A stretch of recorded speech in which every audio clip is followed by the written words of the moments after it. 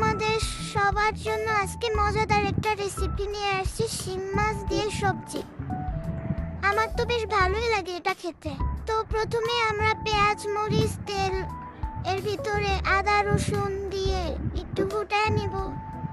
তারপরে লবণ, হলুদ, মরিচ, জিরা ইত্যাদি দিয়ে আরো গুটিয়ে গুটিয়ে গুটিয়ে গুটিয়ে নেব। আমরা খালি গুটিয়ে গুটিয়েই খালি নিব।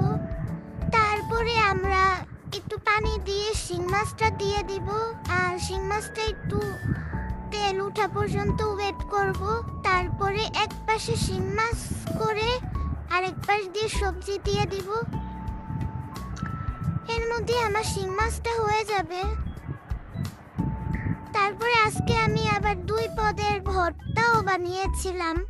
একটা হচ্ছে বেগুন ভর্তা আর একটা হচ্ছে শুটকি ভর্তা। শুটকি ভর্তা আমার অনেক পছন্দ। এর মধ্যে রান্নাটা হয়ে যাবে। তো এখন আমি খাবো। আল্লাহ হাফেজ।